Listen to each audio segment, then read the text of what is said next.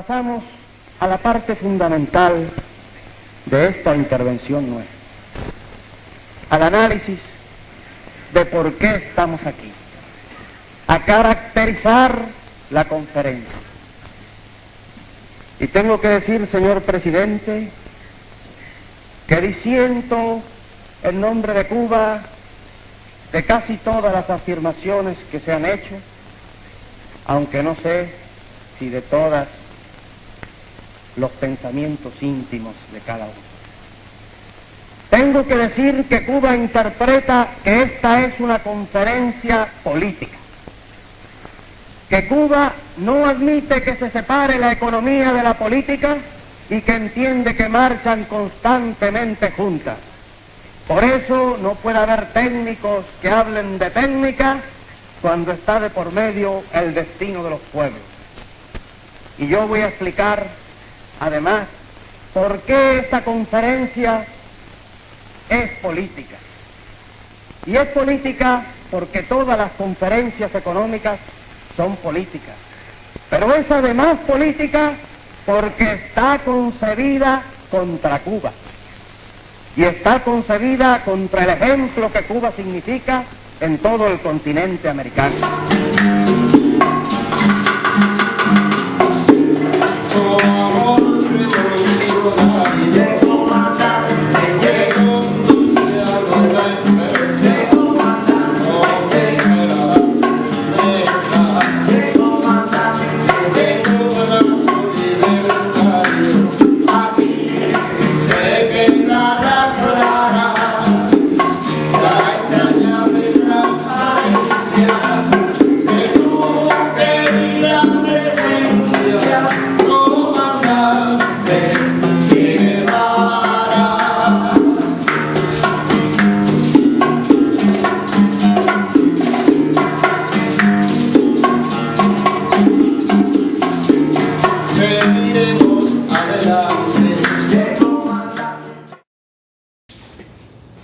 Hace ya muchos años, en los años 80, la compañera Leida, era la esposa del Che, me conmina a que la ayudara a ordenar toda la papelería que ella tenía inédita de la obra no divulgada del Che.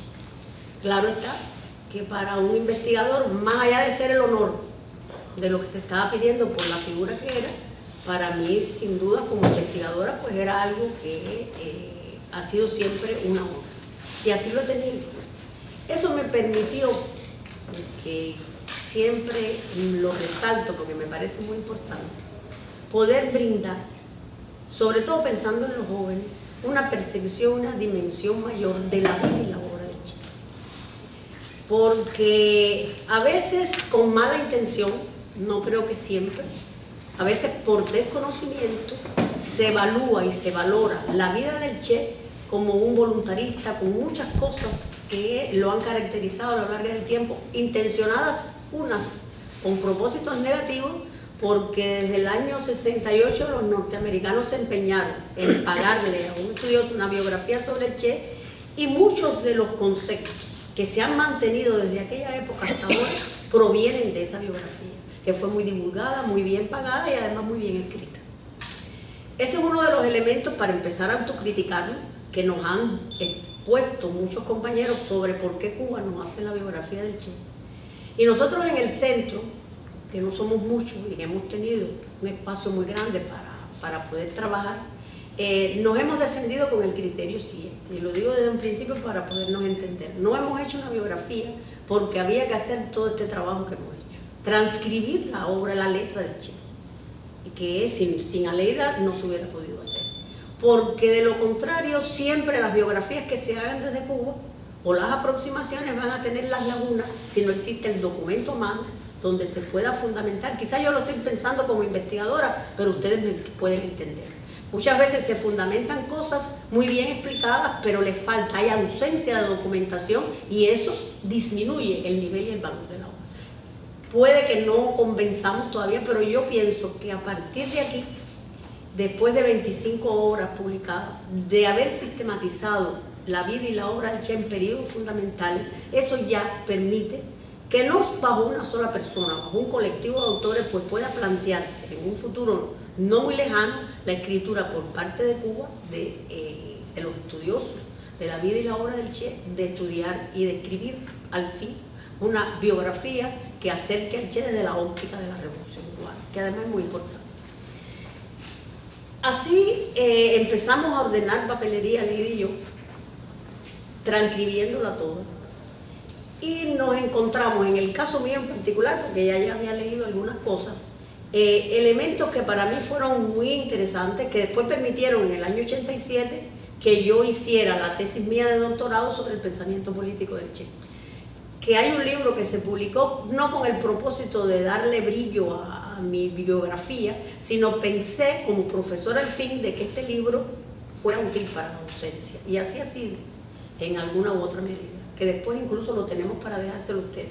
Es decir, las pretensiones no son de una gran obra, sino precisamente para poder brindarles a los alumnos un acercamiento a la vida de Che. Esta primera etapa me permitió a mí establecer una periodización de la vida y obra del Che, que es la metodología a la larga que sigue el centro para abordar su vida y obra.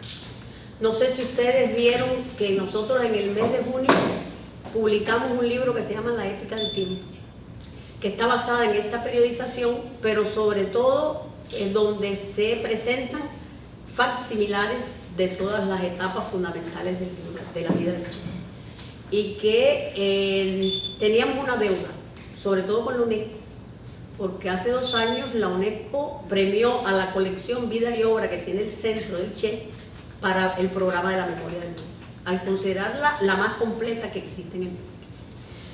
Y bueno, lógico que ellos requieren de determinadas exigencias y nos habían dicho que al margen de toda la digitalización y todo el ordenamiento que habíamos hecho, necesitaba a esta obra divulgarla.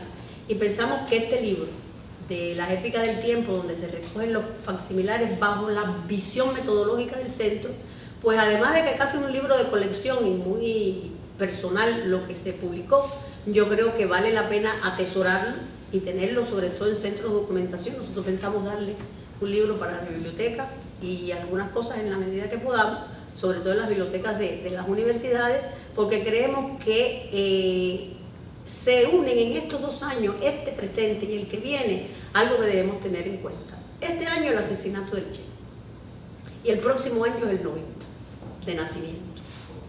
En el centro hay un principio básico, que es el que en el plan general o la visión general que hemos tenido en esta etapa es brindarle a los jóvenes sobre todo la vida del Che, ver el 90 como vida, y esta página de la muerte es llenarla del contenido de vida y obra para que no lo asintamos como que la muerte define el final del Che, porque creo que una persona que alcanzó estos objetivos por el bien y la redención de la humanidad, entregando su propia vida, que es lo más importante, nosotros la visión de ver este pasaje de su vida como lleno de vida para el próximo, que es el 90, es lo que nos proponemos nosotros.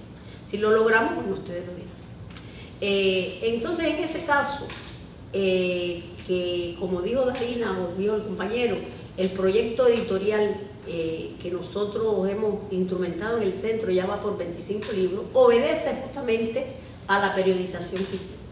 Una primera etapa, como es lógico, es la infancia y la adolescencia, que por suerte el niño Ernesto tuvo la costumbre de anotar muchas cosas. Y bueno, existe un libro de su papá que se llama Mi hijo el Che, que no sé si lo conocen, y que nos da un poco el acercamiento a cómo fue esta vida. A mí me interesaba, como estudiosa de la obra del Che, rastrear cómo ese niño, cuando ya era un adolescente, por los propios amigos que lo conocieron, dijeron que desde su punto de vista ellos consideraban que era el muchacho más culto de su época. Esto tiene muchas cosas que ver y yo no soy muy... no me gusta explicar mucho esta parte a partir del asma, pero creo que si algún mérito, entre otros, tuvieron los papás del Che, es su concepción de no tenerle lástima al niño. el asma del niño Ernesto fue muy compleja, y sin embargo, en los momentos en que él tenía que estar en la cama por el agotamiento del asma, le inculcaron un amor por la lectura. Claro, estamos hablando de un hogar donde había libros, donde era una familia junta, y nos podemos percatar de que incluso leyó cosas que no eran afines a su edad. Pero esto hace que uno ya vaya reforzando el criterio de por qué tanto conocimiento en una edad tan temprana como los 15 años. Porque a mí el periodo que más me interesó biografiar era el de un cuaderno que yo me encontré con una letra no similar a la que conocemos posteriormente, sino la letra del adolescente con un índice de libros. Que desde esa edad, él mismo después lo explicó, él anotó todo lo que iba leyendo. Y bueno, este es un tema interesante, porque este índice de libros lo practica, y después vamos a hablar de eso también, lo practica desde esa edad, pero a lo largo de toda su vida. Todo lo que leyó en diferentes cuadernos lo nota, leí tal cosa, tal texto. Y uno se percata de la multidisciplinaria visión que él va adquiriendo del mundo, de su entorno y del hombre. Porque lo mismo leía historia, sociología, filosofía, literatura mundial y latinoamericana, es decir, una serie de psicología. En la medida en que iba avanzando en sus estudios, se profundizaban en la lectura. Y esto comienza, uno puede tener esa visión a partir de esa edad. Eso, por supuesto, en una periodización de una persona que fue acusada por los disidentes o por los que dan una visión negativa de su vida, de que era un voluntarista que no tenía una formación cultural amplia, esto nos va acercando realmente a la dimensión exacta de cómo este joven, en su proceso, como él mismo calificó después en la carta de despedida a sus padres, de autoformación, pues nos percatamos de que fue un esfuerzo tremendo a lo largo de su vida por adquirir una cultura muy vasta y de diferentes dimensiones. Seguimos en este recorrido, y hay un periodo que nosotros marcamos y que lo determina algo que también encontré yo en sus archivos, que es un diccionario filosófico. Y aquí ya para el estudioso empiezan a complicarse las cosas, porque él mismo en una entrevista a Galeano, ya siendo ministro de Industria, le explica que cuando tenía 17 años empezó a elaborar el diccionario filosófico porque él creía que le hacía falta tanto a él como a sus compañeros. Diccionario filosófico que va a mantener con diferentes formatos a lo largo de su vida, y por supuesto con un sentido mucho más profundo. Pero ¿qué permite a uno entender de este diccionario filosófico? Algo que después uno se percata, que es la base o la estructura del pensamiento general del Che que desarrolla, tiene un fuerte contenido filosófico. Pero además algo más interesante, que la filosofía como corriente en general la estudia en corrientes y en pensadores fundamentales. Lo mismo Aristóteles, que de todo, ¿no? Ahí no discriminó, porque además, sobre todo en la década de los 40, cuando este muchacho ya va teniendo una madurez mayor, comenzaba a desarrollarse con amplitud más lo que es el existencialismo, cosas que fueron marcando y que él penetró en todo esto, igual que la literatura. Entonces, esto nos permite entender cómo llega o se aproxima el joven Ernesto al marxismo, sin que sea marxista, porque además también una de las cosas de visiones negativas con relación a la formación política del Che es que él era militante del partido desde que tenía esa edad, y el Che milita por primera vez en un partido comunista cuando llega a Cuba. No tenía un vínculo de militancia nunca antes de participar o de ya la revolución cubana en el pueblo. Pero lo que sí está claro es que la formación filosófica viene o proviene de esa época, y es cuando él va decantando qué camino a seguir con la visión filosófica que después él asume. Y esto es interesante porque en las críticas que después hace el Che, ya como dirigente de la Revolución Cubana, lo que estaba pasando en el socialismo y cómo se adentra en el estudio del marxismo, uno se percata que estamos en presencia de toda la acumulación que él adquirió, porque no nos enfrentamos a un hombre ni dogmático ni mecanicista. Ese pensamiento heterodoxo, desde mi punto de vista, le permitió mirar el entorno mirar al hombre bajo una percepción diferente y poder decantar y decir, el marxismo, como después digo, es la concepción del mundo que me permite a mí entender el proceso de transformación que debe ocurrir en el mundo y también el papel que debe desempeñar el hombre. Por supuesto, estas cosas dichas en un joven de 20 y tantos años, cuando le escriben las cartas a su familia, ya uno entiende lo que después hace. Incluso también en el año 59, cuando triunfa la revolución, que el Che pronuncia los primeros discursos, mucha prensa y muchos intelectuales de aquella época se decían quién era este hombre y por qué era capaz de emitir un discurso con un orden determinado, demostrativo y poder reflexionar acerca de la estructura de clase de la sociedad cubana, que era la revolución cubana. Y yo los invito a que busquen un trabajo, un discurso que se llama Proyecciones Sociales del Ejército Rebelde, que pronuncia el Che en enero del 59, estando en la cabaña. Entonces, eso nos da la medida y nos permite entender por qué este hombre posteriormente pudo desarrollar la obra que desarrolló. Y este es el origen. Por eso es muy interesante esa etapa formativa, como digo yo, porque es una especie de espiral en que va creciendo su pensamiento y su obra y su vida. Porque, entre otras cosas, hay una etapa que lo marca, que es su primer viaje por América Latina. No sé si ustedes han leído algunas cosas con su amigo Granado en moto. Son dos soñadores que lo primero que piensan es en viajar para conocer América Latina. Un conocimiento muy limitado, porque solo dos personas con las características que tenían ellos dos imaginaban recorrer América Latina en una moto. Cosa que además la geografía latinoamericana pues los limitó a tal punto que en el primer país que visitaron, que fue Chile, se les rompió la moto y nunca más.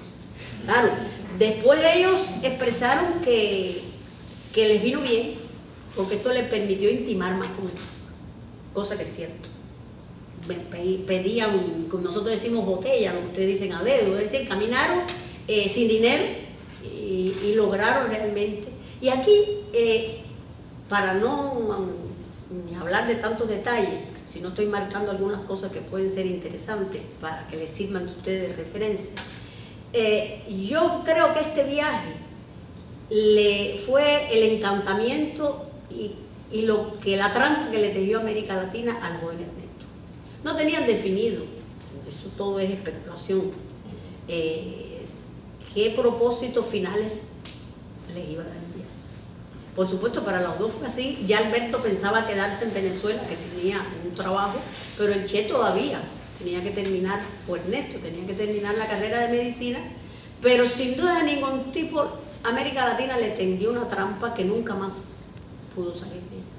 Porque ya cuando regresa, que termina sus estudios de medicina, parte a su segundo viaje y salvo un momento esporádico que tuvo en el 61 cuando estaba en Punta del Este, nunca más regresa de él. Quiere decir que defendido y mirado. Y uno se da cuenta porque él elaboró un diario de viaje, que ahora voy a explicar este detalle que es interesante, que después la redacté en crónica, que nosotros hemos publicado con el título de Notas de Viaje, y que existe una película que dirigió el brasileño Walter Salles. Aquí en estas crónicas que redacta, él mismo comienza diciendo: este vagar sin rumbo por la mayúscula América me ha cambiado más de lo que creí. Es decir, la confesión esta de parte, pues por supuesto es muy interesante, porque el viaje de dos jóvenes sin un objetivo preciso, pero fueron conociendo a profundidad esa realidad, ya esta es una respuesta tentativa. Porque pensemos lo siguiente, tiene una formación en primaria y secundaria, sobre todo en la provincia de Córdoba. Y este viaje que lo acerca a América Latina, lo acerca porque además Córdoba es una provincia más cercana a la realidad visual que uno conoce de América Latina. Inclusive hay un antecedente anterior, que es el recorrido que él hace por Argentina en 12 provincias, que todos lo han visto en una bicicleta con motor, que también es otra respuesta que hay que preguntarse. ¿Por qué él decide en solitario hacer un viaje en el año 50 en bicicleta para recorrer 12 provincias del norte argentino, no las del sur? No le interesaba ni ir a Bariloche, sino buscar realmente para intimar con lo que él no conocía, con los llamados cabecitas negras de la época de Eva Perón. Por lo tanto, esto también es un sentido particular que él le da a su viaje y a su vida. Conocer y enfrentarse a lo desconocido para poder intimando, como él mismo dice, con el hombre primero de su país y después con este hombre olvidado de América Latina. Y esa es una de las razones esenciales por la que el Che se deja atrapar sin una presión. Hace el diario y hace unas crónicas. Y aquí me voy a detener porque también creo que esto es importante que ustedes lo tengan en cuenta si desean estudiar y escribir algo sobre el Che. A él le gustaba escribir y uno lo puede ir valorando la calidad del estilo, cómo va alcanzando relieves mayores, pero desde muy joven él se dedica y hace su diario, pero después siente la necesidad de esos diarios de volverlo en crónicas, que tiene crónicas de viajes como las que hace con este del primer viaje por América Latina, tiene las crónicas de guerra o tiene otras diferentes versiones y variantes. Esto también es muy importante, porque con estas crónicas nos devuelve al escritor que llegó a ser, pero también un lado muy íntimo, porque como eran crónicas muy personales, todavía en aquel momento él no pensaba escribirlas, nos va llevando de la mano de cómo este hombre va sintiendo y va ocultando la realidad de la que va viviendo y cómo uno siente que de manera profunda él va interpretando y asimilando el entorno, la realidad y sobre todo destacando al hombre americano. Ese que después insiste y que lo va haciendo por supuesto universal en cómo este hombre debe desempeñar un papel esencial en la transformación del mundo. Ahora, con relación a los diarios, lo que quería decirle, y vamos a sacar la cuenta de lo que tenemos nosotros. Él escribió un diario en el viaje del 50 que hace por Argentina, que no lo tenemos en el centro. Quedan fragmentos, según confiesa el propio papá, de algunas cosas que él tenía en la casa y no creo que exista. Pero bueno, yo nunca cierro la posibilidad como investigadora realmente decir esto no lo vamos a encontrar. Hizo el primer diario por América Latina en su viaje con Granado, que redacta al año de haber realizado el viaje las crónicas que son las que se conocen, porque el diario no lo tenemos tampoco. Cuando se produce su segundo viaje, ya graduado de medicina por América Latina, publica un diario, escribe un diario, que se llama otra vez, este segundo diario él lo titula. Y es también importante porque lo deja inconcluso cuando ya decide participar en el grupo de expedicionarios del Grado. Es decir, aquí él detiene su estilo y no hace crónicas de ese segundo viaje, pero este diario es muy importante, porque aquí por primera vez encontramos la primera apreciación que tiene el joven Ernesto del revolucionario cubano Fidel Castro, cuando lo conoce bien. Ese diario se queda inconcluso, llega a Cuba y escribe el diario de un combatiente, que es el que narra toda su participación en la lucha guerrillera en Cuba, tanto en la Sierra Maestra como en el Escambray. ¿Cómo revierte este diario en lo que mundialmente se conoce como los pasajes de la guerra revolucionaria en Cuba? Es decir, aquí de nuevo surge el cronista, pero esta vez no en crónicas de viaje, sino en crónicas de guerra. Posteriormente, cuando ya en el 65 decide abrir sus horizontes en Visión Internacional, que ustedes saben que va al Congo, escribe los pasajes de la guerra revolucionaria del Congo basado en su diario de Congo. Es decir, vuelve a repetirse el ciclo. Que bueno, nosotros lo hemos publicado ya por muerte. Y por último, como se conoce, el diario de Bolivia, que también se queda inconcluso, escrito el último día, el 7 de octubre, que evidentemente, y él lo manifestó en alguna conversación, todos estos diarios o estas crónicas que a su paso iba escribiendo, formaban parte de la memoria histórica de los pueblos y sobre todo de los movimientos revolucionarios para que tuvieran una visión de cómo conformar y armar los movimientos de liberación y por supuesto a la víspera de poder alcanzar el triunfo revolucionario. Es decir, esa es la esencia de lo que escribe.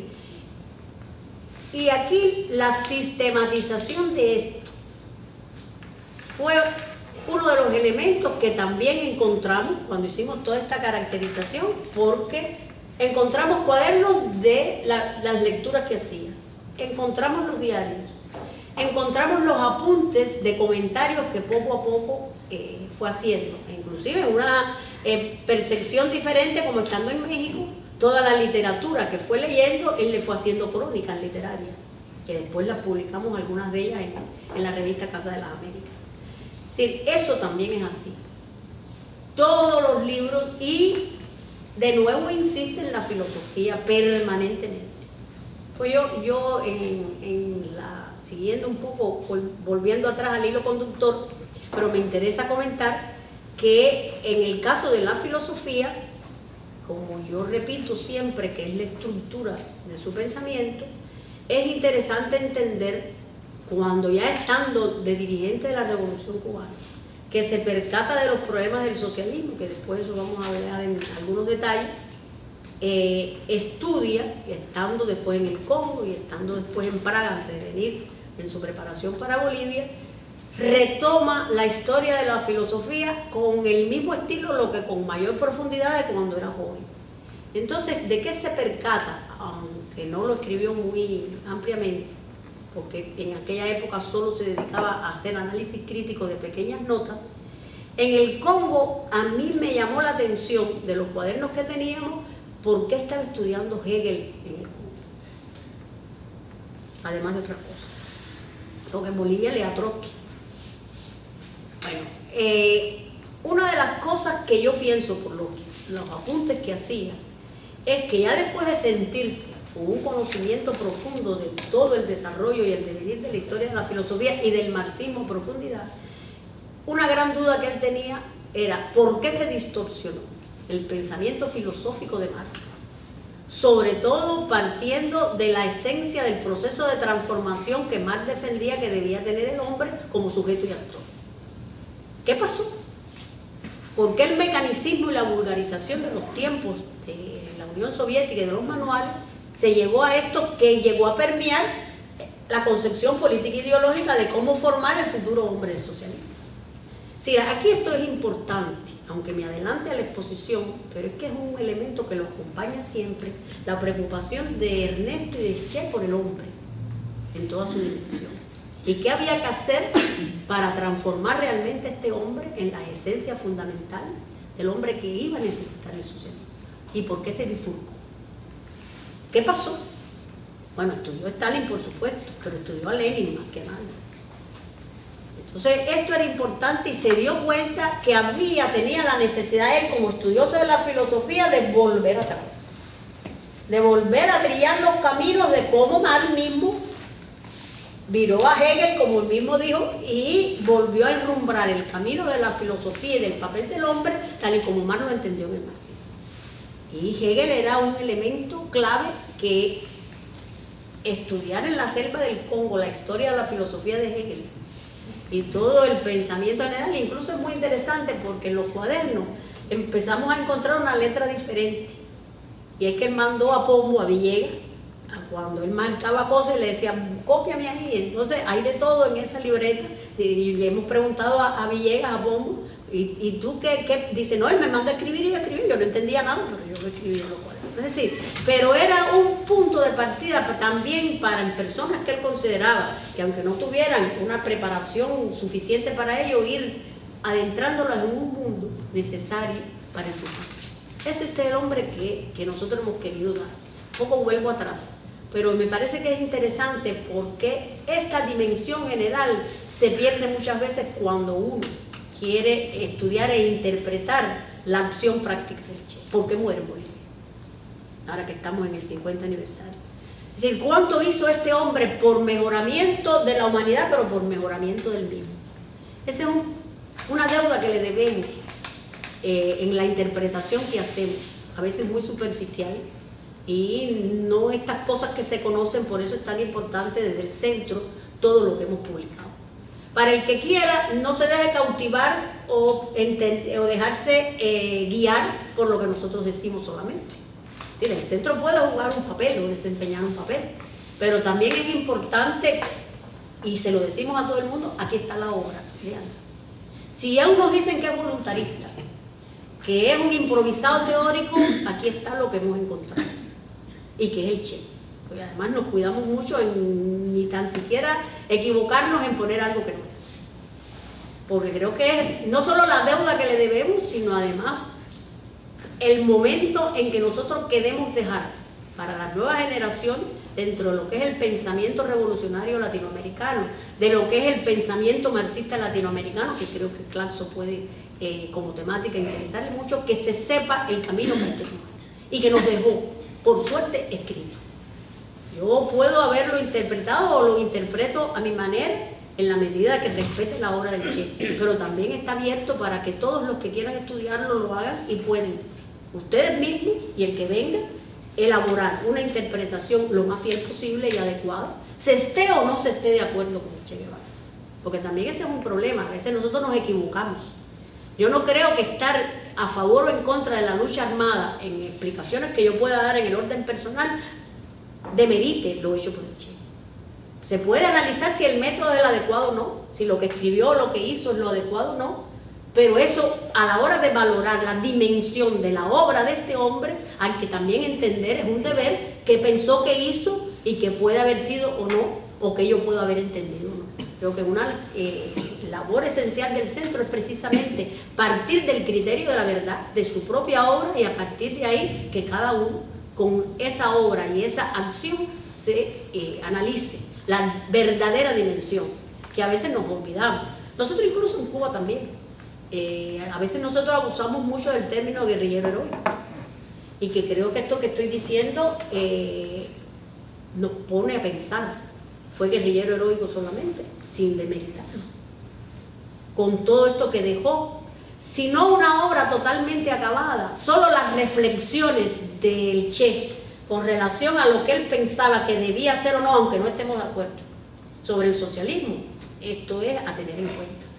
Porque entre otras cosas, cuando yo, para mi preparación en el 87 del doctorado, me encontré con los apuntes críticos que él hace del manual, estoy hablando de los años 85, yo no era ingenua, ya yo no era tan joven y sabía todo lo que estaba pasando, yo me levantaba de la silla, porque además también sabía de posiciones que desde Cuba lo acusaron a veces algunos herejes por hablar en contra de la Unión Soviética. El Che no hablaba en contra de nada malo de la Unión Soviética, él no estaba de acuerdo con el modelo que se practicaba en el socialismo. Es decir, hay una serie de juicios muy importantes que hay que empezar a ordenar, no rectificar, cada cual que no analice, pero nosotros le damos lo que es.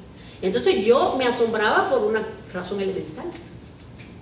Bueno, se criticó, se puede estar o no de acuerdo, pero lo que sí está claro que su vocación y su reflexión teórica lo llevó a enunciar los problemas esenciales que tenía el socialismo venezolano. Y esto ya es un mérito intelectual del Che Guevara, porque no todo lo definió, y lamentablemente, y lo puedo decir así, y creo que él lo hubiera dicho igual, tuvo razón. Porque además creo que lo esencial a la hora de valorar los resultados académicos reflexivos de un pensador, lo importante que nosotros podemos, allá de todo este recuento que yo estoy haciendo, es entender que pudo mirar con objetividad y con precisión los fenómenos del mundo en que estaba viviendo y llegar a conclusiones que al cabo del tiempo se dieron. Creo que esa prognosis, que en la época de juventud mía se usaba mucho esa palabra, realmente es clave para darle, ubicar al Che en su verdadera dimensión. Y repito, se puede estar o no de acuerdo con cosas que dijo, con métodos empleados, pero creo que esta dimensión es muy importante tenerlo abruptamente, que también esto nos hace pensar. Es decir, no es el Che del 59 que la gente que no conocía dijo, ¿y este cómo es capaz de hablar esto? ¿No? Todo esto que le estoy dando, que fuimos encontrando, es lo que nos permite entender que es ni improvisación ni voluntarismo. Que desde muy joven él se impuso la tarea de conocer profundamente, bueno, por determinadas aristas que le interesaron más u otros, que es el terreno de la filosofía, el terreno de la política y por supuesto el camino del marxismo y del socialismo, porque desde muy joven lo dijo. Y aquí vuelvo a retomar algunas cosas. Cuando en el segundo viaje, ya que regresa del primer viaje con Granados, culmina sus estudios de medicina y emprende la gran aventura de su segundo viaje y definitivo. Aquí sí había un propósito, que era conocer por primera vez una revolución. ¿Hacia dónde va? Hacia Bolivia, primero. Lo hace en tren, esta vez aprendió la lección. Claro que ir en tren a Bolivia en aquella época era peor que en moto, pero bueno, de todas maneras, porque yo lo hice, no lo digo. Entonces, pero en fin, lo hace. Quizás podría haberse quedado definitivamente o más tiempo en Bolivia, pero realmente la revolución que había triunfado en el año 52, porque en el 53 es que él viaja a su segundo viaje por América Latina. En el 52 había triunfado la revolución del movimiento revolucionario en abril del 52 en Bolivia y lo decepcionó. Incluso describió una serie de cosas que después se comportaron y se fueron comportando igual. Era una revolución que podía haber sido y que no fue, porque había un entreguismo hacia Estados Unidos tremendo. Incluso cuando él está viajando hacia Bolivia, el hermano del presidente Eisenhower en aquel momento de Estados Unidos está de visita y un poco le está dejando la tarea de lo que debía ser el país en su transformación sociopolítica. Y ya él se percata, incluso va a un meeting convocado por la Central Obrera Boliviana y él mismo expresa que estaba muy bien el entusiasmo, pero le faltaba, según él, el aliento de los mineros, que era ausencia de mineros, realmente la clase obrera, que pudo haber sido esencial en el cambio más profundo de América. Sí, ahí eso hace que se vaya de Bolivia y continúe su proyecto de viaje. Y pasa algo interesante, porque cuando está en Ecuador, hay un grupo de argentinos amigos que le dice, bueno, si te decepcionaste de la revolución boliviana, ¿por qué no vas a Guatemala?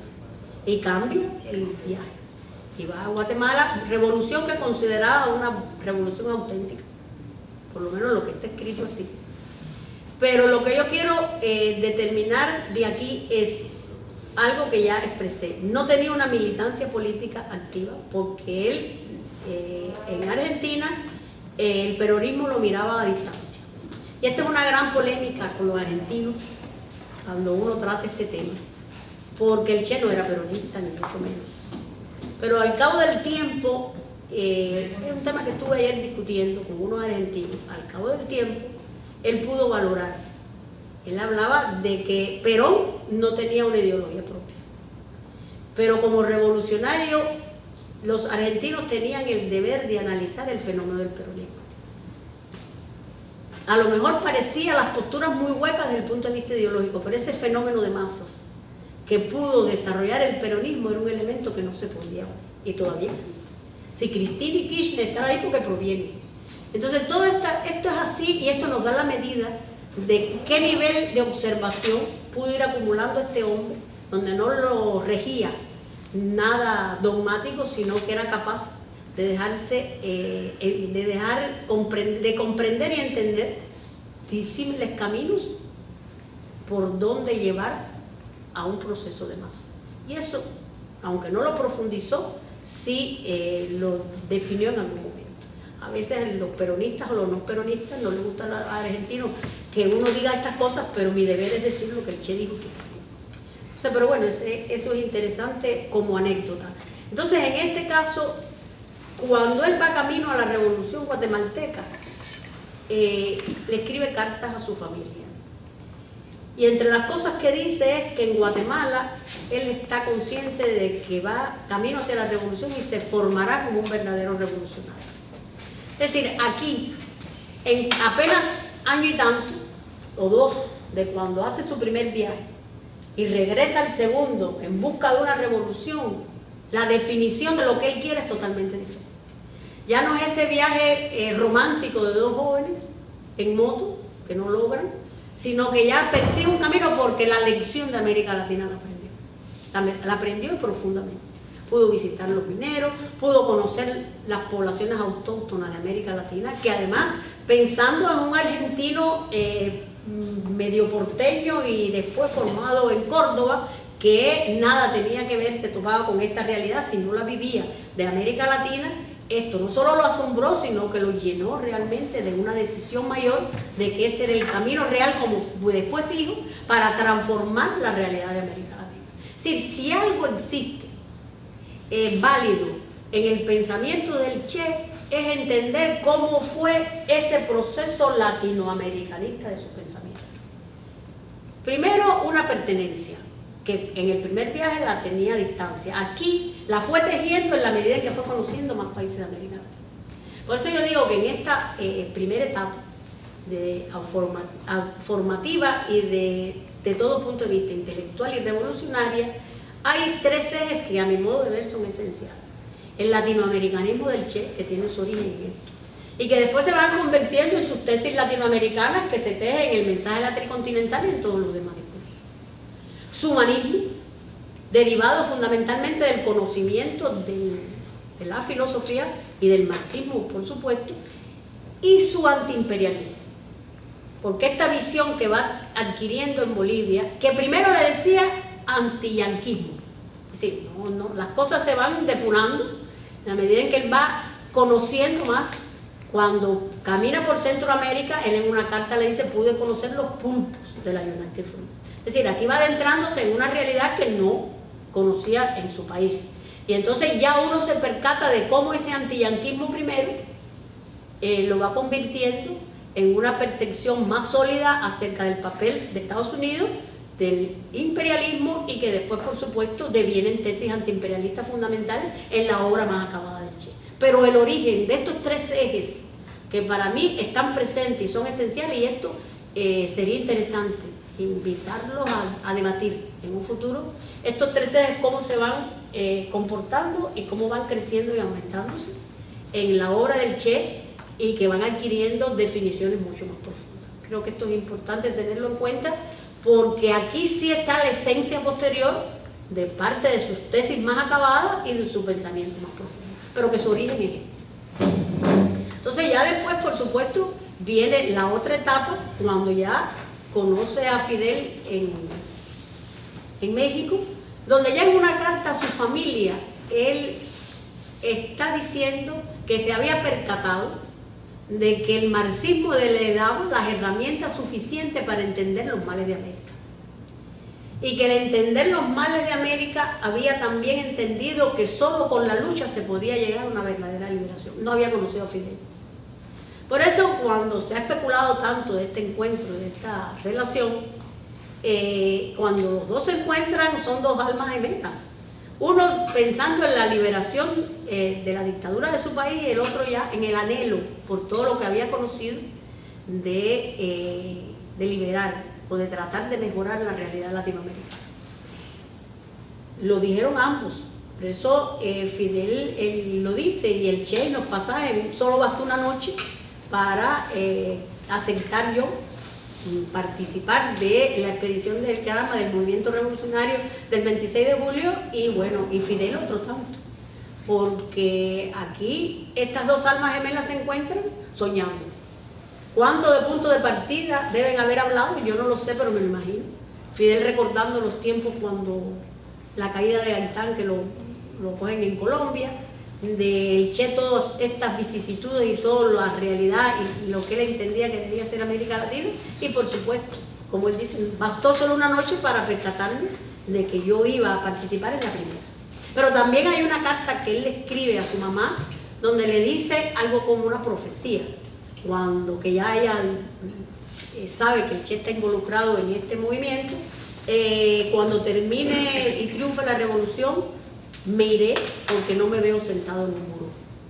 Estoy hablando del joven que no tiene 30 años, que está en México, tratando de involucrarse en un proceso revolucionario, pero ya estaba dejando sentado que el camino no iba a ser dedicarse a permanecer como un burócrata en un muro. Es decir, ¿cuánto tiempo después del triunfo de la revolución iba a estar el Che inmerso en el papel que le correspondía? Eso la historia misma o el camino que él siguió lo demuestra. Pero esto es interesante porque está dicho desde aquí, como hay tanta especulación, que si el Che mandó a matar a Fidel, que si todas estas cosas que burdamente hemos conocido, inclusive esa literatura, yo lo dije el otro día en la mesa redonda, que a mí me interesaría tanto leer parte de esa correspondencia, porque nosotros, yo no lo traje, la revista, nosotros en una revista del centro publicamos, y cuando publicamos los pasajes de la guerra del Congo, publicamos una carta que Fidel le hace al Che en Praga, cuando el Che estaba en Praga.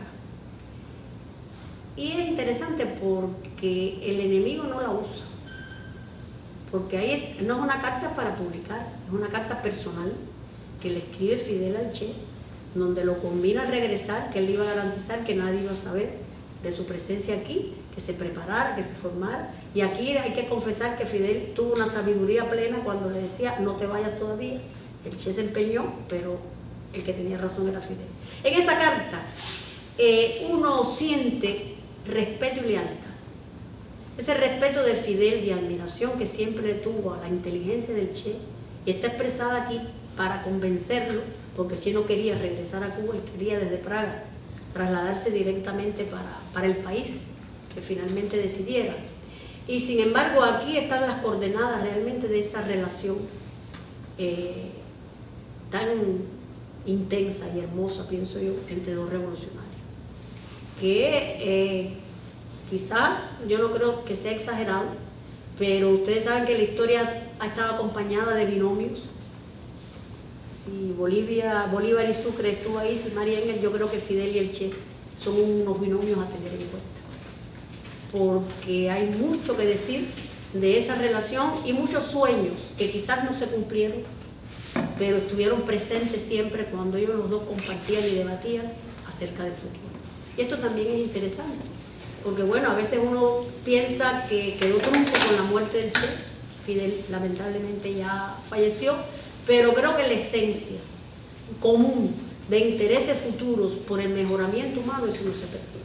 Si realmente hay algo que queda como culminación de la acción de vida de estos dos hombres, está justamente esas lecciones que están todavía por cumplirse algunas, pero que están ahí latentes para usarlas en cualquier momento. Y eso es lo que fuimos encontrando. Primero, esta relación en México, que uno se da cuenta que es de hermandad, que después culmina ya en esta carta que le estoy diciendo. Está el diario del combatiente, que después deviene en pasaje de la guerra revolucionaria en Cuba, y ya después se decide una etapa que es de crecimiento espiritual y material, y que yo pienso que fue una etapa muy feliz del Che, que es el triunfo de la Revolución Cubana hasta el 65 en que para. Si algo es importante y no es muy estudiado tampoco, es justamente todo lo que no del orden práctico realizó el Che, porque si nosotros enumeramos del 59 al 65, que es la fecha en que parte el Che para el Congo, la enormidad de tareas que se le asignaron son inmensas, porque empezó siendo, como llegó, jefe militar de la cabaña y de educación del ejército rebelde. Después lo hacen director o jefe del departamento de industrialización del INRA en el año 59. Y en el año 59, creo que aquí los compañeros del INRA y nosotros tuvimos un seminario que es muy interesante tenerlo en cuenta, porque en el año 59 Fidel y él se ponen de acuerdo para realizar una primera misión internacional del Che, que es cuando el Che viaja a los países del Pacto de Bonn, que todavía eran no alineados, y donde realmente es una tarea interesante porque los dos se confabulan, digo yo, para entender, llevar el mensaje de la Revolución Cubana a un momento muy significativo. Fue un momento donde había dirigentes de estatura de lo que después vino el tercer mundo, pero además fue el proceso de descolonización de muchos países, y ellos intensamente miraron este proceso donde la tarea fundamental era llevar el mensaje a Cuba, de Cuba a esos países. Y también interesante porque por primera vez Ernesto Che se acerca algo cuando viaja a Egipto a lo que es o podía ser un futuro de análisis de la realidad de África. No conocía para nada. Entonces él, hay un pequeño trabajo que se habla desde el balcón afroasiático, donde hace estas valoraciones que me parece que son interesantes tenerlas en cuenta, porque ya uno se percata de lo que va a ser después, y que no es festinado el hecho que después ha decidido este viaje por América Latina, o por África, perdón, ya en los años 60. Es decir, que todo esto se va concatenando y comienza en el 59. donde ya la estatura internacional del pensamiento del Che va creciendo, porque tiene la posibilidad de conocer Asia, algunos países de Asia, tiene la posibilidad de conocer, acercarse a la frontera en África con Egipto, y que después ya traza un camino para tener una visión que no había adquirido años anteriores en América Latina. Era del continente, pero ya este 59 le va abriendo horizontes y este viaje lo marca. E inclusive es interesante para un poco avalar la historia de las relaciones internacionales de Cuba. Si nosotros somos del movimiento Los No Alineados desde su origen y formación, es porque empezamos por esta etapa. Si por ejemplo fuimos de la organización del mercado, porque el Che en Ginebra en el año 64 participa y nos inscribe. Formamos ahí de una acción muy importante con la actividad desarrollada por el Che. Es decir, que él va marcando cosas y que por supuesto a veces tenemos el vicio de hablar por separado, eso nosotros los cubanos lo hacemos mucho y está muy mal hecho, de enunciar la labor de un individuo que se destaca por tal cosa. En el caso del Che, todo eso es cierto, pero no lo separemos de Fidel. Es decir, si algo hay que tejer en todo esto y falta por escribir, lo he dicho aquí a los compañeros del INRI, creo que es así, toda esa etapa hay que escribirla con profundidad, pero con detenimiento de toda la información. Lamentablemente yo en el año 61 quise hacer algo de Punta del Este y con la tormenta del siglo mucha papelería aquí se perdió, pero bueno, quedan algunas cosas en el centro de documentación de ustedes y hay muchas cosas que hay que recuperar tanto en el partido, porque esta es una labor muy rica que define en una primera etapa caminos esenciales que nos ayudó a crecer en el prestigio y en la acción internacional de la Revolución Cubana a partir de todos estos caminos. Porque lo veíamos, Fidel va acá, el Che va acá, Raúl va acá, todas estas cosas se producen, Dorticós, es decir, y todo se da en los primeros años de la Revolución, donde faltaba mucho quizás nuestra preparación política y de visión de política internacional, pero nos fuimos nutriendo y nosotros fuimos adquiriendo nuestras propias posiciones, nuestros propios criterios, con un proceso revolucionario que fue muy nuestro, muy autóctono.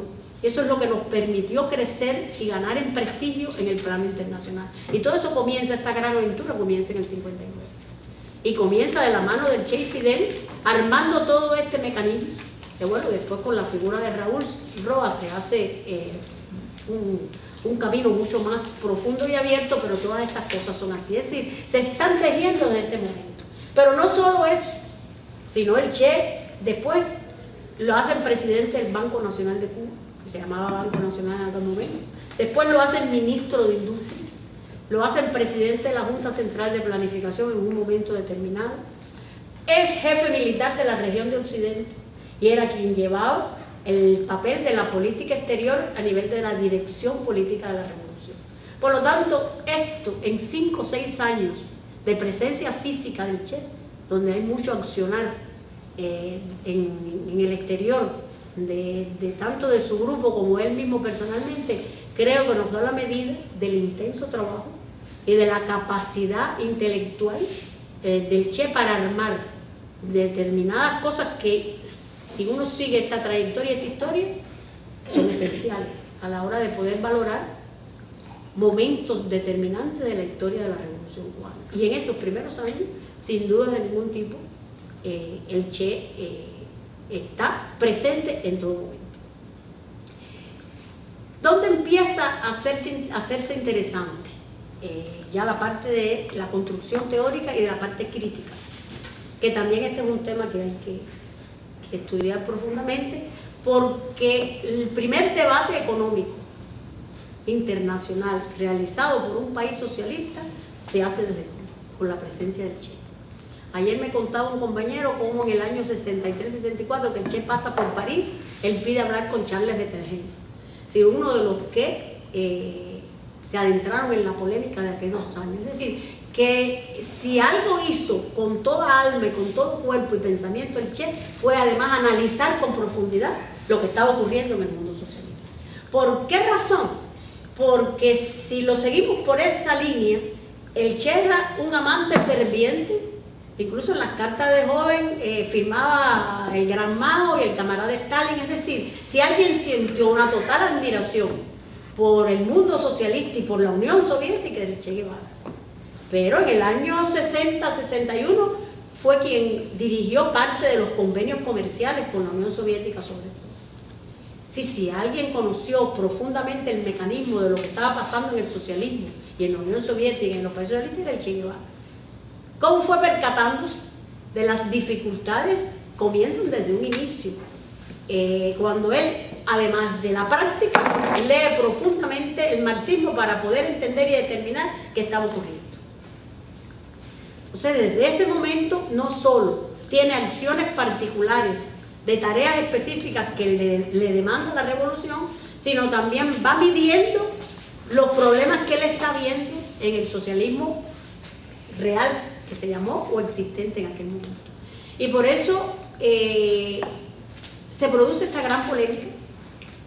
Aquí yo no soy economista, para adentrarme, definir claramente mi espacio.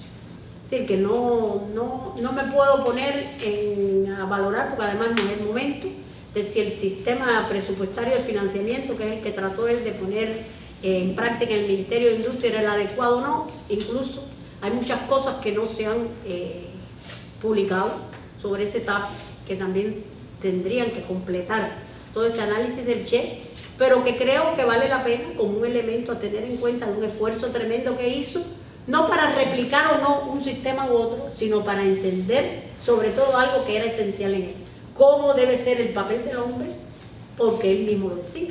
En el socialismo, además de fábricas brillantes, hay que fabricar al hombre nuevo. Y nos tejió una trampa al final cuando publica El socialismo y el hombre en Cuba. El socialismo y el hombre en Cuba, que se publica en el año 65, que escribe él estando en África en febrero del 65, es un poco un ejercicio que nos deja. Léanse este ensayo, aquí está la síntesis de mi pensamiento. Si ustedes lo desmembran, se percatarán de muchas de las cosas que yo he dicho a lo largo de todos estos años, que se puede estar a favor o no en contra, pero tiene también una intención: socialismo y hombre. Aquí están dos ejes esenciales.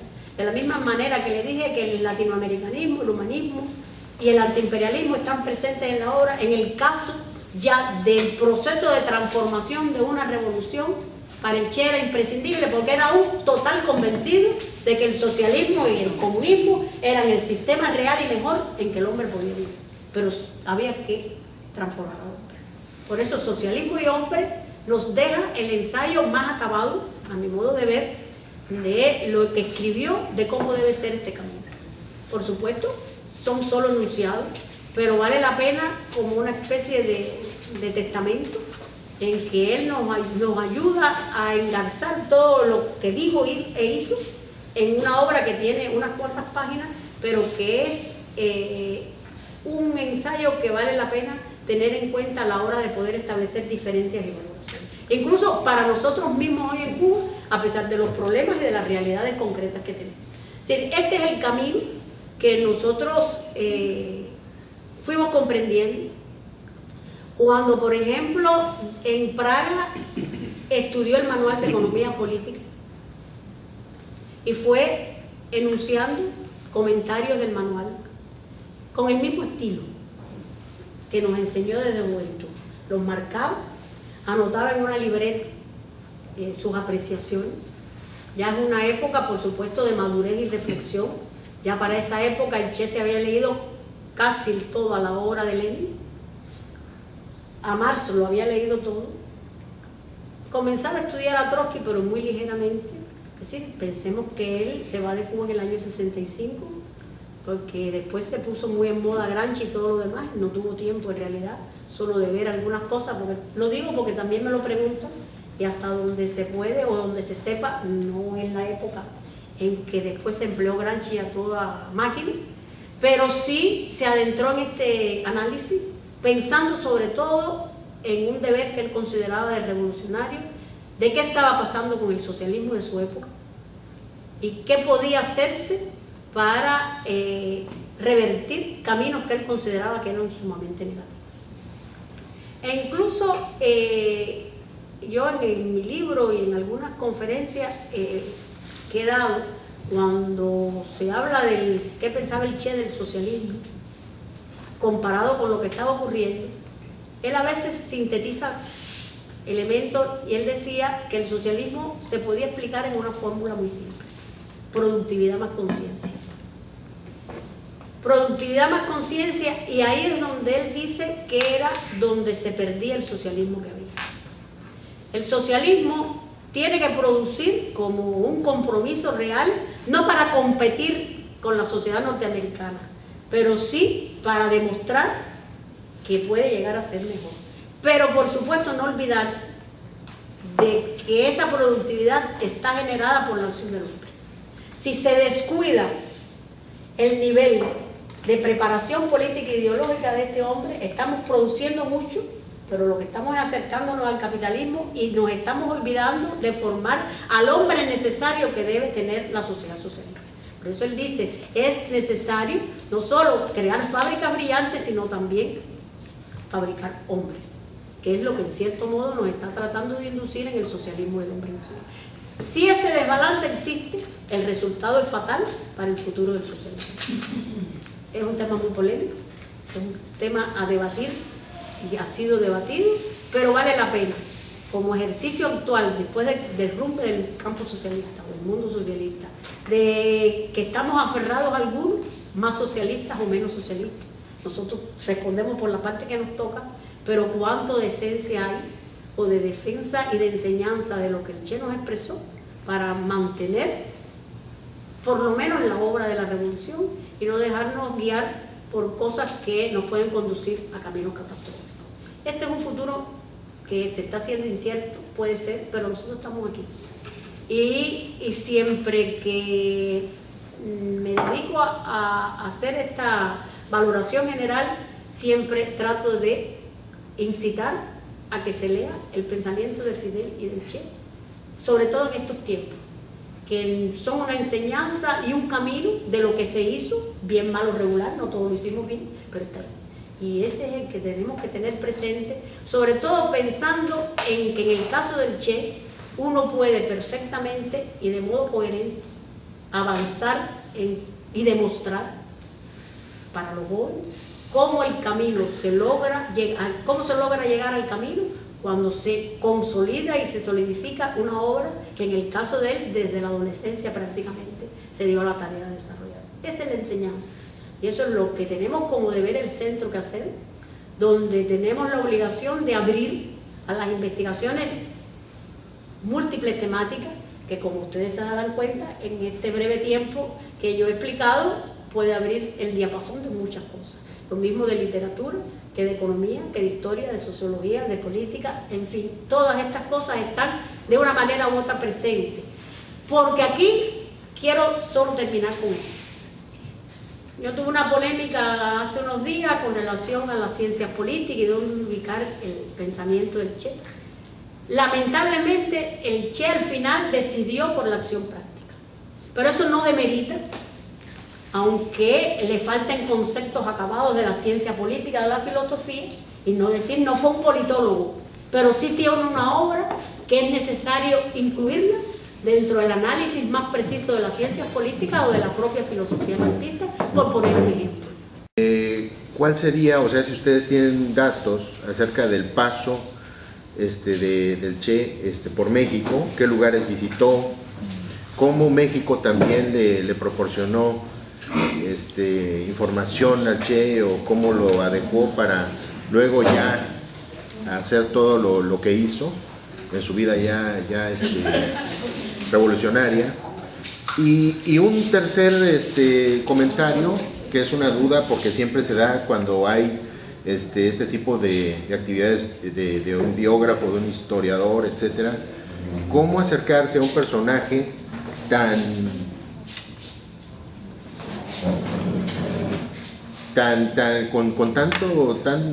con tal nivel, ¿no?, de misticismo, de grandeza como el Che, o sea, que ha sido muy grande, para tratar de hablar de él como un ser humano también, ¿no?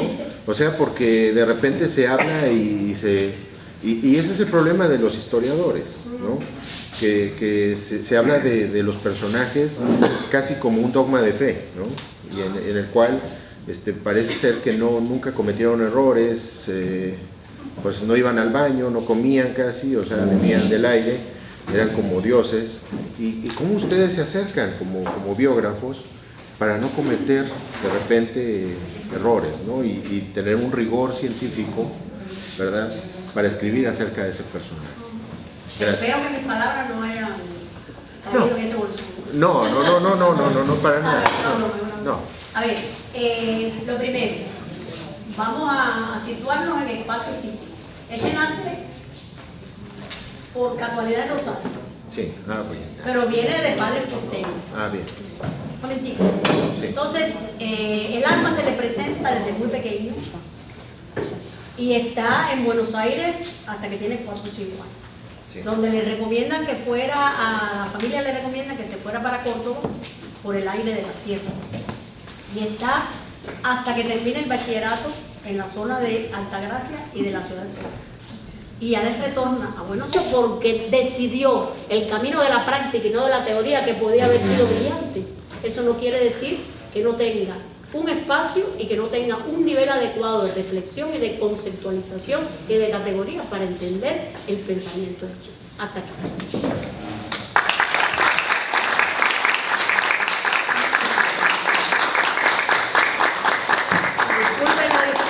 Pero es que quería que la garganta no me fallara y yo sé que he saltado, pero por lo menos la base está expresada. Tiene usted la palabra. Dos curiosidades históricas. Ajá. Era una vocación muy de época, parece, según él. Porque también esa es una discusión que hay que tener con los argentinos. No, él viajó por América Latina porque estaba de moda viajar en moto. Dígole, sí. Es posible que estuviera de moda, pero todos los que viajaron en moto, hicieron ese viaje, después no tuvieron el camino ni el pensamiento elaborado por el Che ni la decisión de seguir profundizando. Es decir, la ruta no es la misma. Un viaje de aventura puede hacerse, pero cómo él interpretó este viaje de aventura para un camino posterior, esto también hay que reflexionarlo. Entonces, bueno, con la filosofía pasaba lo mismo. Bueno, yo tenía muchas dudas y me autorizaron a estar un tiempo allá. Y entonces yo aquí en Cuba estaba asesorando a un norteamericano, John Lee Anderson, que después terminó haciendo una biografía, con la que no estoy muy de acuerdo, pero bueno, de todas maneras, mi culpa está ahí. Cuando estoy en Argentina, me invita él a vernos en Bolivia. Yo no había ido a Bolivia, porque él necesitaba que yo lo ayudara, ya él estaba cerrando el libro, para completar algunas cosas, sobre todo con los militares en Bolivia. Me autorizan, voy para allá y a mí me pasó igual que al Che, no me pude ir más de Bolivia porque hicimos un acuerdo. Yo no voy a estar presente en las entrevistas con los militares, pero bueno, nos ponemos de acuerdo en el cuestionario. Y un buen día, yo estaba en el hotel, si es que se llama hotel o hostal, no me acuerdo, y llega el pálido de que el general Vargas Salinas, general retirado, que era quien había hecho la emboscada debajo del Yeso, donde cayó la retaguardia de la guerrilla, le había dicho que era falso que el Che lo hubieran incinerado, que estaba enterrado en Valle Grande. Cosas verdad que se sabía, pero que no se había corroborado. Bueno, ahí empieza la historia. Yo llamo a la embajada, en fin, me mandan a buscar a Cuba para ver qué sentido de verdad tiene todo esto, y se arma. Entonces, como yo soy historiadora, como usted dice, en realidad yo me siento más socióloga que historiadora. Pero bueno, ese es otro camino que no voy a explicar ahora. experiencia tiene. Sí. Entonces, un poco que vengo a hacer la avanzada de lo que después viene a ser el equipo de investigación, porque lo que se trataba era de corroborar en la práctica, en el análisis del contexto histórico en que se dio la guerrilla y posteriormente buscar un camino para corroborar lo dicho o no por Vargas Salinas y comenzar a trabajar. ¿Qué sucedió con Anderson? Cuando Vargas Salinas le da entrevista a Anderson, él le dice que no la publique porque solo se lo está dando porque era un gringo, no. Pero dice, según Vargas Salinas, después que él se arrepiente y le da la misma entrevista a un periodista boliviano. Esa entrevista la publica el boliviano y nadie se enteró. Porque además no era la primera vez. Sin embargo, ya al estar publicada la entrevista por este boliviano, Anderson nos dice a nosotros, porque ya estábamos en La Paz discutiendo cómo proceder, que entonces él la iba a publicar porque Vargas Salinas había roto la palabra. Y la publica en New York Times. Yo estoy allá y prácticamente les puedo decir que se produjo casi un boom similar a la muerte del Che. A tal punto que presionan al gobierno boliviano a dar una respuesta de qué iba a hacer.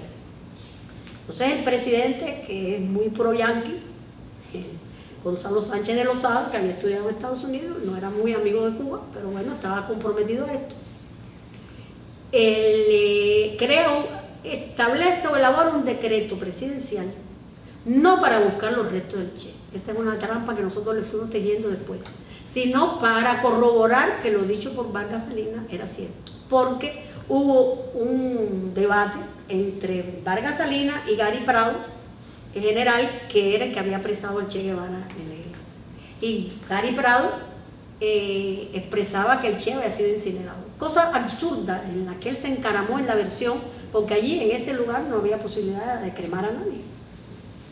Pero bueno, él a pie juntilla defendió las palabras. En fin, por ahí empieza la gran aventura, me nombran a mí para estudiar toda esta base, buscar, porque desde Cuba había un sinnúmero de versiones.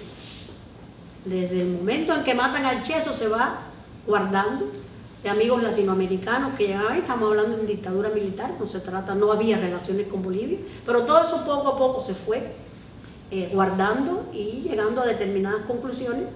En el año 84 se establecen las relaciones diplomáticas, a un pequeño equipo de cubanos para allá que han escrito mucho sobre esa página, Adi y Froilán, escriben determinados libros, recogen mucha información, pero hasta ahí no se había oficializado. Y esta ya sí, con esta versión, se establecen nuevas relaciones, se discute con el gobierno y se da permiso para indagar cuánto de verdad. Esta es la primera fase. Después se autoriza también a excavar en algunos lugares de Valle Grande, pero comienza un gran problema. En la investigación, y todos ustedes lo saben, no se puede invertir el orden. Usted no puede con triunfalismo pensar, aquí me dicen que está el Che y abro hueco, y al final de la nada, pasando meses, no sabría nada. Porque así no es. Por eso es que yo entro a conformar y dar una visión de un proyecto de investigación sociohistórica para dejar sentadas las bases y ordenar estas versiones con una modelación y todo lo demás, que por supuesto es lógico en esta metodología, para tratar de priorizar las áreas más seguras. Entonces ahí comienza la gran aventura. Primero yo estoy sola un tiempo y en Cuba se da la orden de crear un equipo multidisciplinario. Equipo multidisciplinario que, bueno, cuando estábamos en Bolivia éramos 7 personas las que estábamos visibles, pero en Cuba había un sinnúmero de instituciones apoyando y procesando toda esta información para lograr obtener un camino acertado y no cometer el error del triunfalismo de que el Che va a aparecer.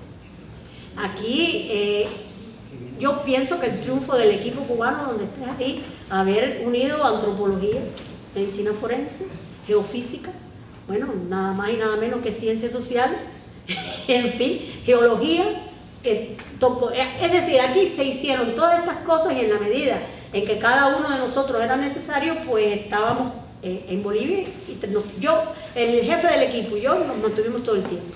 Pero en el caso de las especialidades rotábamos en función de las necesidades del trabajo. Y así hasta que se fueron cerrando, dando prioridades y un esquema de análisis a las versiones y llegamos a esta. En el caso mío en particular, además del análisis de Valle Grande, que se sabía que había 23 enterramientos, eso era una cifra exacta, porque cuando se hace la emboscada debajo del yeso, esta que declara el general Vargas Salinas, el alto mando del ejército decide que los muertos, toda la guerrilla donde cayeran, tenían que enterrarse en Valle Grande. Si sacamos la fecha debajo del yeso hasta el momento en que matan al Che, pues por supuesto la cifra era esa. Pero faltaba otra zona, que es la zona de origen de la guerrilla, que es Ñancahuazú, que bueno, a la par yo tenía que llevar el estudio sociohistórico y la búsqueda de información, no solo de la parte de Valle Grande, sino también de la parte de Camina. Que para mí como mujer, porque yo fui la única mujer del equipo, fue muy difícil, porque esa zona es muy inhóspita e incluso no se puede aplicar las técnicas que se aplicaron en Valle Grande, porque estamos hablando de terreno arenoso, de pantanoso, en fin, una serie de cosas, de dificultades que no permitían, y además de un ambiente sociocultural muy complejo y muy negativo para Cuba, porque fue por donde empezaron las acciones, por donde primero caen los soldados conscriptos, los del servicio militar, y en realidad la reticencia a dar información era mucha.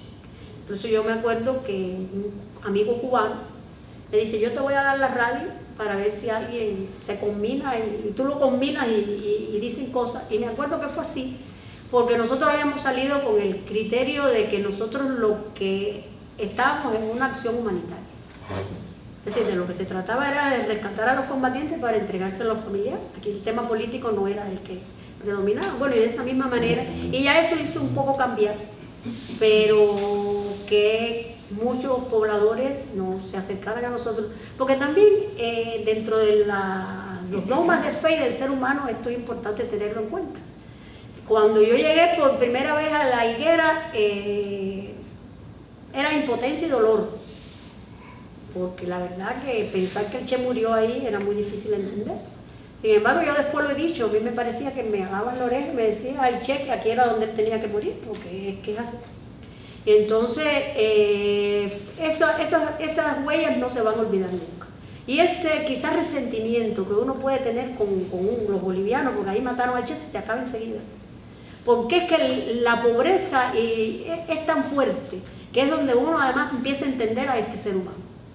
Que el estar con los hijos no solo puede ser importante, sino también cuando tú estás convencido que esa es la entrega.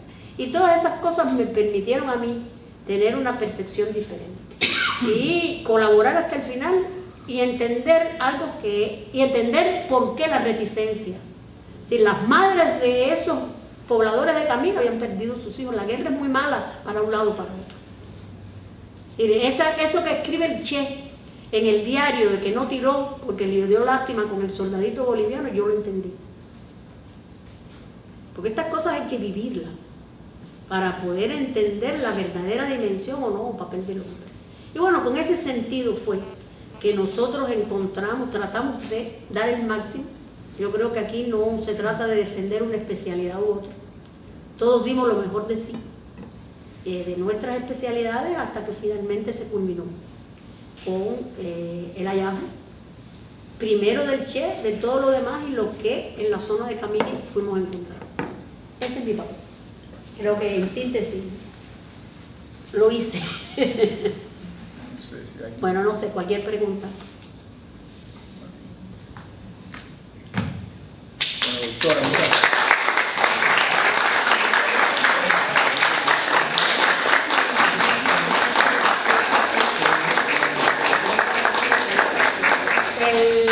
Aquí está el libro digital, ustedes le dicen a Daina, Sí, y la revista de política exterior que también. También digital. Sí, vamos a ponerla en la máquina. Con relación a usted... No me digo que no hemos terminado, porque tú sabes que al final siempre hay una pregunta. Siempre, y argentino. Bueno, menos mal que alguien de Argentina. Y con relación al peronismo, Sí. usted dijo como Ese que, es otro tema, yo solo lo mencioné. claro, como que lo dejó ahí como que tenía era para tenerlo en cuenta, pero ¿qué pensaba él? Bueno, yo lo digo. El problema es el siguiente, finalmente cuando el Che el Che tiene muchas reuniones con los argentinos que vivían en Cuba y también con dirigentes del peronismo. No sé si tú has oído hablar de William Cuba, peronista muy importante, el brazo armado del peronismo y muy amigo de Perón, pero realmente era un hombre del peronismo de izquierda. Sí. Y el Che tuvo mucha comunicación con él y reuniones con tal. Y de ahí sale algo que lamentablemente Kurt fallece de cáncer después al año de haber asesinado al Che, pero podía haber sido un camino interesante, porque aquí es donde ellos debaten, hasta tanto yo sé, porque lo que he expresado son 2 o 3 cosas que le preguntan al Che, porque escrito no hay nada, pero es donde él le dice la importancia del peronismo como fenómeno de masas, de cuánto potencialmente se podía obtener con ese movimiento que lamentablemente al Perón no tener una ideología bien definida, no estamos hablando del matiz fascista que se le acuse, sino realmente de esta necesidad de tener vínculos con los obreros, los sindicatos, y que eso lo potenció el peronismo, era un fenómeno que era un deber y una obligación de los peronistas, sobre todo de izquierda, pensar hasta tanto se avanzó en aquella época y potencialmente cómo poder emplear todo esto en un fenómeno de masa verdadero. Eso es hasta donde él, y que creo que tiene razón, a mi modo de ver. Se puede decir, se puede o no ser peronista, pero ¿qué peronismo? Y ya no solo la figura de Perón, sino como este fenómeno. El Che, en esto que usted me preguntaba, era un hombre que asombraba, sobre todo en los últimos tiempos. En la guerrilla misma de Bolivia lo dice. Él tuvo, todo el mundo sabe, una discusión con Monge, el secretario del partido.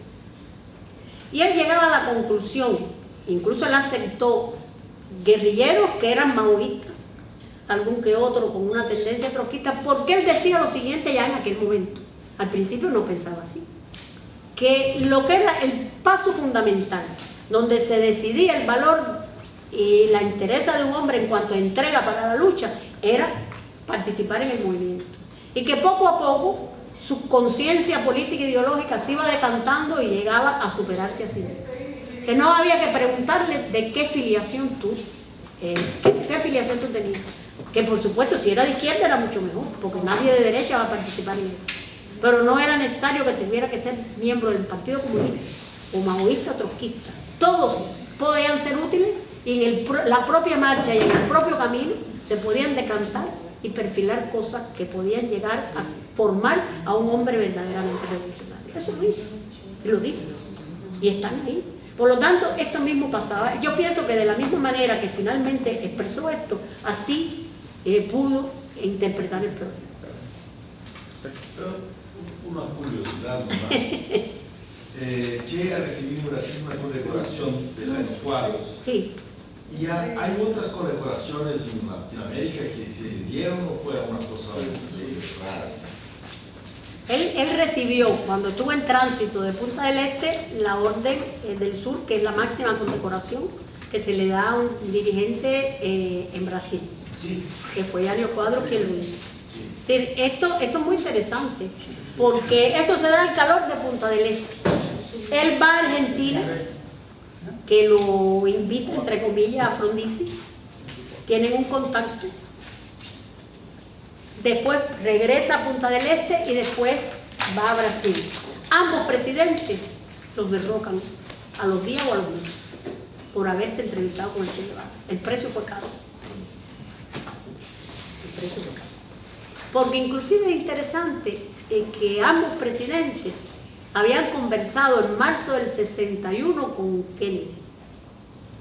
Y habían discutido y habían tenido una reunión ambos en Uruguayana, para que cuando viniera la reunión de cancilleres, porque por supuesto que Punta del Este y la Alianza por el Progreso era para separar a Cuba. Sin embargo, ellos tenían un propósito y según ellos conversan con Kennedy en marzo sobre ese tema, de que Cuba no podía salir y que era necesario lograr un entendimiento. ¿Qué es lo que pasa? Eso es en marzo, pero en abril se produce la invasión a Playa Irak. Entonces eso rompe un poco todas estas cosas. No obstante eso, ellos se están reuniendo y mantienen como política seguir este mismo principio que lo llevan a Punta del Este. En la época en que México no había roto, Bolivia tampoco había roto con Cuba. Es decir, no había un enfrentamiento y nos defendieron allí relativamente en Punta del Este. Sin embargo, y eso hace, por supuesto, que Brasil, que tuvo una posición muy positiva también, cuando el Che pasa lo condecora. Pero hasta ahí. Le costó caro. Sí. Bueno, nada más sí, saber si puedes conocer un poco sobre la idea que tenía el Che, de esa crítica que hacía respecto a la idea del progreso y el desarrollo sin la revolución para toda América Latina. O sea, como la necesidad de hacer la revolución para toda América Latina sin seguir las otras del desarrollo y del progreso que en ese momento se sostenía por parte de Alianza del Progreso para América Latina.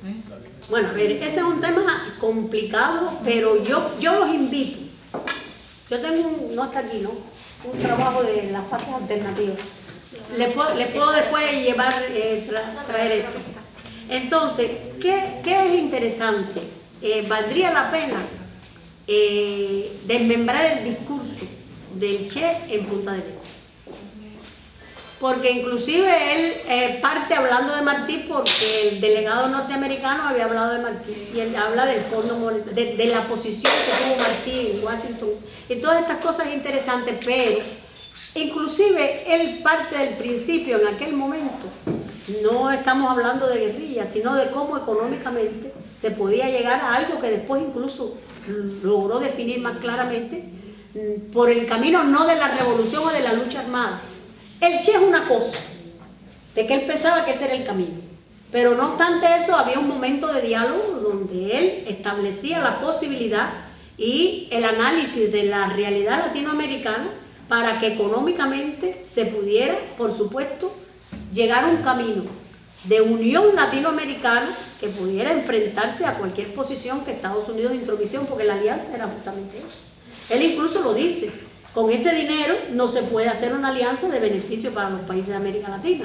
Inclusive habla para aquella época de la deuda externa, del dumping. Es decir, hay una serie de cosas que él se adelanta muchísimo con discusiones posteriores que se desarrollan por los economistas latinoamericanos y en Cuba también, donde están expresadas solo una serie de estrategias a seguir, no para la lucha, sino para lograr que América Latina crezca. Aquí es donde incluso él comienza a desarrollar una idea, no sé si tú lo has leído, en el discurso de Ginebra, y aquí lo dice, de la necesidad que hay que las potencias se den a la tarea de desarrollar un plan para incrementar las potencialidades de cada uno de estos países y que no se endeuden y que técnicamente puedan ser capaces de desarrollar todas estas cosas. Las va diciendo él desde ese momento y que después las desarrolla con más profundidad en el discurso de Ginebra, que no es un discurso estudiado, pero que yo recomiendo que vale la pena leer. Porque es muy importante. Ya después viene el discurso de Argelia, que es otra cosa, donde además él emplaza a la Unión Soviética y a los países socialistas, incluso aquí se crearon problemas porque casi los acusa de cómplices del imperialismo, pero también lo hace en el discurso de Naciones Unidas en el 64. Es decir,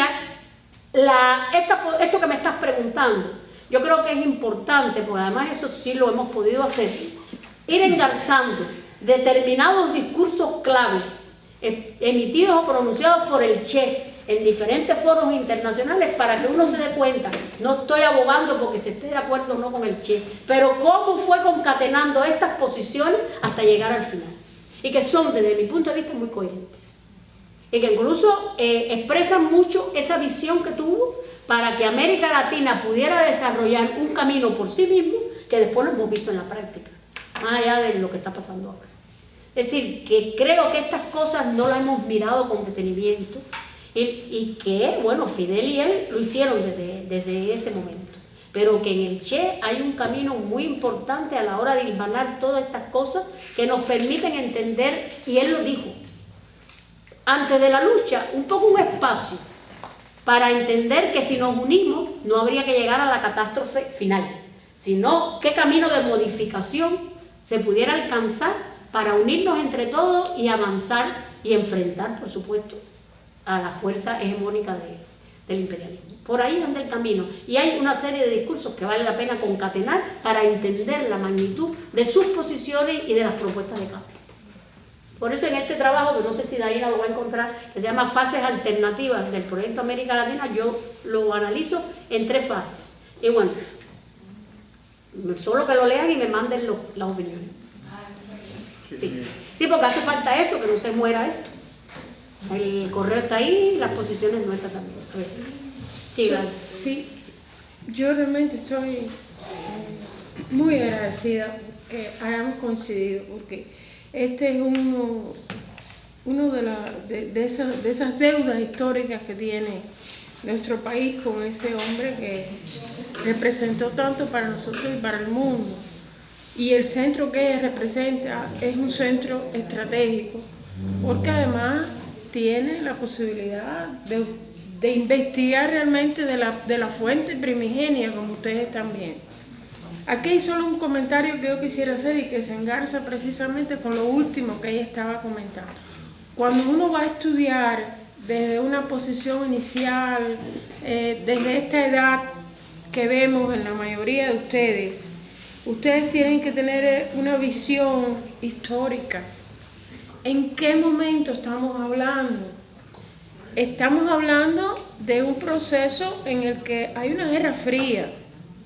Surge la primera revolución socialista en América Latina, pero ya la Unión Soviética tenía un camino recorrido y supuestamente desde el punto de vista económico, social, esa Unión Soviética ya era un referente para muchos países. Una de las grandes críticas que tenía el Che hacia la Unión Soviética era precisamente que era imposible ponerle el cuño, alguien hablaba del dogma, del socialismo soviético a cada uno de los procesos revolucionarios que estaban teniendo lugar en el mundo.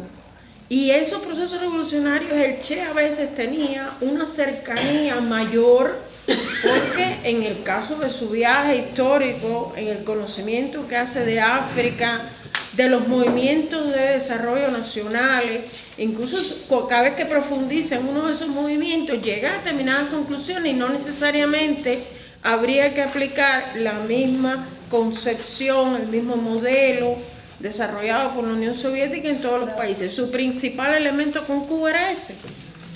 Porque si Cuba tiene una conformación económica, social diferente, tradiciones, etcétera, nosotros tenemos que regirnos por determinados patrones.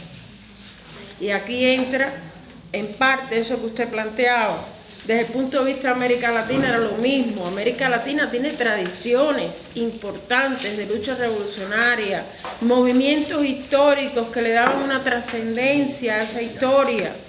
O sea, en ese contexto, cómo América Latina podía llegar a determinados resultados, aunque él fuese un partidario, porque vivió una revolución y vio lo que los movimientos de masa podían hacer dentro de una revolución que utilizó las armas. Independientemente de que ya es un elemento clave para él, esa experiencia no deja de reconocer que habían otras variables en las cuales se podía llegar a determinados propósitos. Pero la historia es muy importante. En el caso específico de la Unión Soviética, cuando se hace la comparación con el desarrollo económico de Cuba, propuesto por el Che, desde su magisterio, desde todos esos puestos oficiales importantes que ocupa de dirección en este país en un inicio de la revolución, y estamos hablando de un éxodo casi masivo de profesionales hacia otros países porque no querían quedarse en la revolución. Estamos hablando incluso de una intervención norteamericana de los Estados Unidos en Cuba en el año 61, de un bloqueo económico impuesto al país. En ese contexto, y el Che empieza a decir, no, ¿por qué en esas condiciones específicas Cuba no puede abogar por otro tipo de desarrollo económico y social que tenga más que ver con nuestro desarrollo? Y propone la famosa estrategia del sistema de presupuesto. Exacto. Y es muy interesante porque ese sistema, el eje central era sí, productividad, pero crecimiento humano. Productividad, pero no producir por una ganancia X, sino para redistribuir. El cálculo económico que aplicaba la Unión Soviética en ese momento era ganancia, eficiencia, pero para incrementar salario y y esa es una visión mercantilista del fenómeno. A lo largo de la historia, en la década de los 80, cuando se inicia la debacle del socialismo, el Che resulta reivindicado con esas teorías.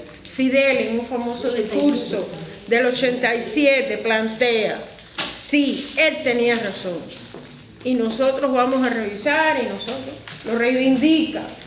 A lo largo de todas esas polémicas, fueron años muy polémicos, en los que todos los economistas latinos, había una revista acá muy famosa que se llama Economía y Desarrollo, donde aparecen reseñadas en la historia es una colección histórica, muchas instituciones la tienen, donde aparecen reseñadas toda esa dinámica. Perdonen. No, para nada. Nosotros publicamos dentro del proyecto editorial el libro El Gran Debate.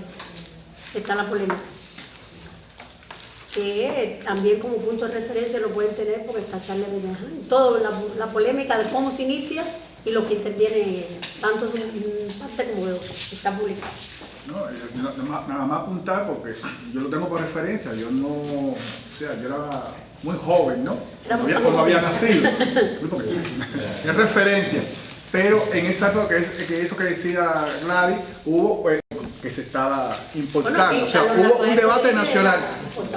Es decir, que Rafael hubo su debate de dos centros que estaban debatiendo. Pero además, a ver, para que ustedes entiendan la dimensión en la Revolución Cubana de esto. Yo esto lo pregunté, que yo soy un poco fresca, a Fidel. En el informe al primer congreso del partido, con toda intención, y Fidel en eso no se equivocaba, está expuesto: en Cuba subsistieron dos sistemas. Uno en el INRA, que era la agricultura, y otro en el INRA. En este análisis, que no es para nada profundo, yo estoy convencida que Fidel no estaba totalmente de acuerdo ni con uno ni con otro. Que parte de la base de lo que está explicando Gladys.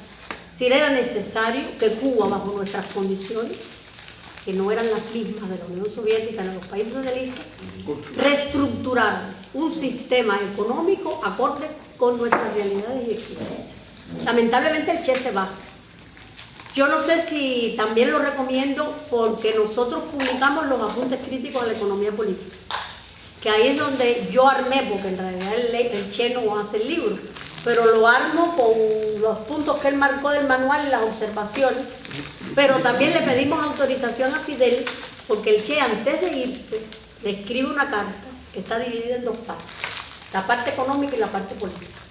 Entonces, la parte económica, él le manda a Fidel la explicación de lo que él pensaba que tenía hasta ese momento de bueno el sistema presupuestario, y lo hecho en el Ministerio de Industria, aunque estaba consciente que había que hacer mucho, porque a veces cuando analizamos el tema, por lo menos pienso yo, que no soy economista, repito, del sistema presupuestario, lo pensamos con el Che de que eso era lo que él festinadamente hizo y había que hacer. No, él estaba convencido de que eso faltaba mucho. La única cosa de valor que tenía era que se había puesto en práctica en industria con errores, defectos y virtudes, pero todavía hoy, y eso sí lo puedo decir en aras del Che Guevara, de que muchas de esas cosas que después se perdieron por asumir otros caminos, que era el del control, la calidad, la contabilidad, todas esas cosas estaban presentes en el sistema presupuestario y que se perdieron por todas estas razones, y que el Che fue maestro en exigir todo. Es decir, no se trata de que lo que hizo era la última palabra, porque él estaba convencido que había que hacer mucho. Pero era un camino que él entendía que, dadas las condiciones, también estas cosas que a mí se me olvidó cuando hablé del socialismo del hombre en Cuba. Se llama así solo para Cuba, porque él estaba pensando que esas eran explicaciones y fundamentaciones para cuando ocurriera la revolución a escala, sobre todo el tercer mundo, estas cosas había que pensarlas. Pero el Che no creo que lo pensara para imponerlo, porque de la misma forma que él explicó que no todo en Cuba había que copiarlo como se hizo en la Unión Soviética porque las condiciones eran diferentes, no creo que escapara el Che que no todos los países, ni el desarrollo iba a ser igual, ni las condiciones específicas eran, porque si lo pensó para Cuba, para nada era de dudar que también lo pensara para otros países, porque si no, no estamos hablando del Che Guevara. A mí no me gusta decir el Che hubiera dicho tal cosa, porque eso creo que no nos compete, pero hay cosas de su razonamiento que estoy segura que no se hubieran practicado como después hizo.